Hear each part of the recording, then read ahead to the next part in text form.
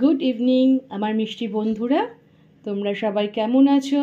তোমাদের মিষ্টি দিদি কিন্তু হাজির। আজকে কিন্তু ইভিনিং থেকে মানে বিকেল থেকে শুরু করছি, আজকে সকালের পাঠ না।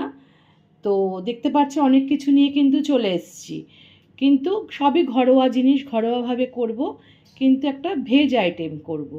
তোমরা জেনারেলি তড়কা খেয়ে থাকো, চিকেন তড়কা, এগ তড়কা, বিভিন্ন রকম তড়কা খেয়ে থাকো। তো আজকে বানাবো সয়াবিন তড়কা।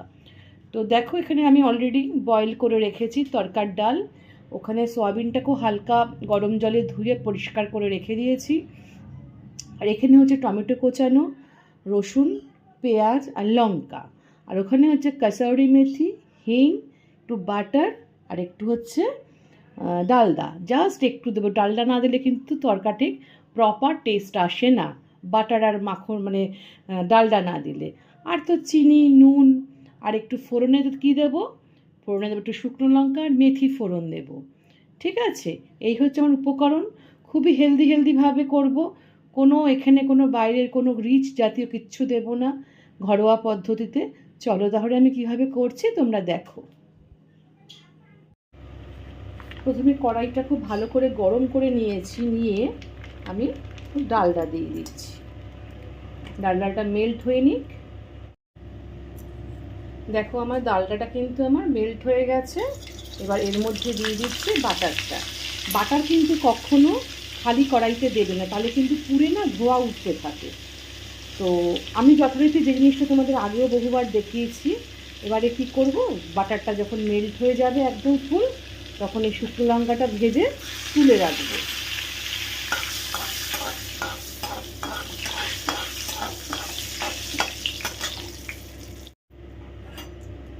লঙ্কাটা থেকে কিন্তু আমার সুন্দর একটা ভাজা গন্ধ বেরিয়ে গেছে, মানে লঙ্কা ভাজার দেখবে একটা সুন্দর গন্ধ বেরোয়। তো আমি লঙ্কাগুলো এবার তুলে নেব।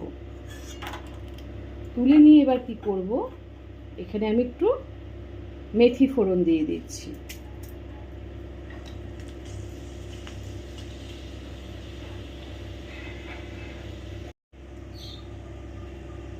তড়কা এমন একটা জিনিস যেটা ভালোবাসে না আমার মনে হয় কম বেশি প্রত্যেকেই ভালোবাসে। আর যেহেতু চিকেন হলে তো বাচ্চারা বেশি ভালোবাসে, তো কথা বলতে বলতে দিয়ে দিচ্ছি। যে যেরকম ঝাল খাবে সে অনুপাতে ঝাল দেবে।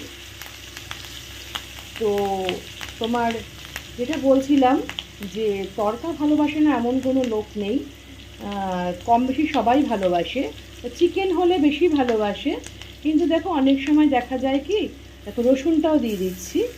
অনেক সময় দেখা যায় যে অনেকে শনিবার মঙ্গলবারে ভেজ খায়, তো তখন কিন্তু এটা খুব সুন্দরভাবে রান্না করে পরিবেশন করতে পারো, বা বাড়িতে লোকজন আসলেও দিতে পারো, আর খুবই সহজে হয়ে যায়।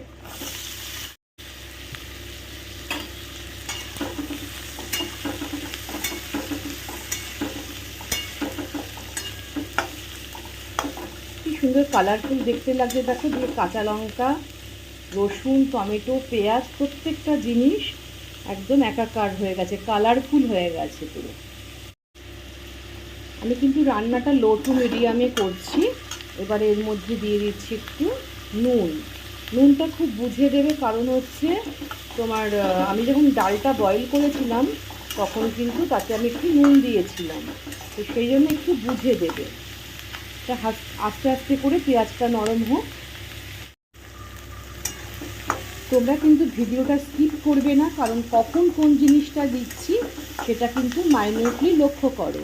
এইবারে কি করব দেখো, সোয়াবিনটা এর মধ্যে দিয়ে দেব, দিয়ে ভালো করে কষাবো, কারণ সোয়াবিনটাকে একটু ভালো করে না ভেজে নিলে কিন্তু ভাল লাগবে না খেতে। এই পেঁয়াজ, রসুন, লঙ্কা সব কিছুর সঙ্গে প্লাস বাটার আর তোমার ডালডাটা আছে, মেথি আছে, সব কটার সঙ্গে তুমি যখন এটা ভেজে নেবে তখন কিন্তু এটা একটা সুন্দর একটা স্মেল আসবে।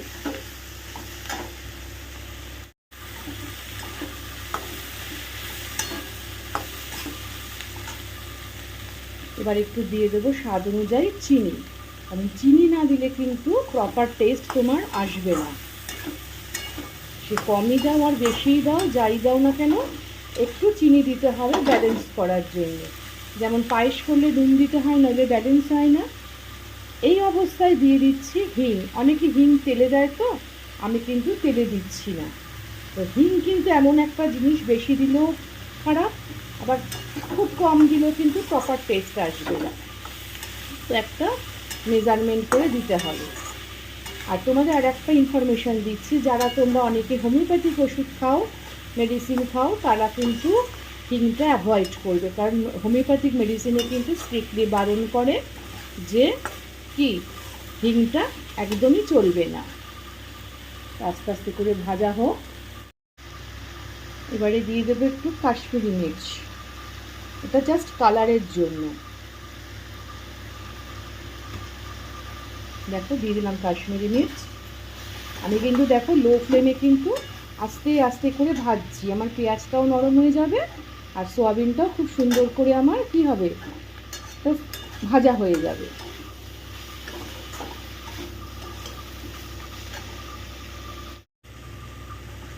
তোমাদেরকে বলেছি তোমরা কিন্তু স্কিপ করবে না, ভিডিওটা দেখতে থাকো। তার কারণ হচ্ছে আমি কিন্তু একটা জিনিস বলিনি, সেই জিনিসটা কিন্তু এখন আমি দেব একটু তড়কা মশলা, অল্প করে একটু তড়কা মশলা দেব। দেখো ঠিক এইটুকু দিচ্ছি। আমি কিন্তু কখনোই বেশি বেশি মশলা টশলা পছন্দ করি না, যে বেশি দিলেই খেতে ভালো হবে তার কিন্তু কোনো মানে নেই। একটু ধৈর্য ধরে রান্নাটা করতে হয়, কষ্ট হয় বুঝি রান্নাঘরে। দেখুন আমি কাঁধে গামছা নিয়ে রান্না করছি, এত গরম লাগছে, তো তোমাদের সামনে আসতেই পারছি না। একটু সুন্দর করে ভাজা হয়ে এসছে আমার, খুব ভালোভাবে কিন্তু ভাজা হয়ে গেছে। এবারে কি করব, যে তরকাটা ডালটা যে বয়েল করে রেখেছিলাম ওটা দিয়ে দিচ্ছি। তরকার ডাল কিন্তু শরীরের পক্ষে খুব উপকার, জানো তো, খুব ভালো খাওয়াটা। তোমাদের আবারও বলছি স্কিপ করবে না, কিন্তু পুরো ভিডিওটা দেখতে থাকো শেষ অবধি, কখন কোন জিনিসটা দিচ্ছি সেটার জন্য।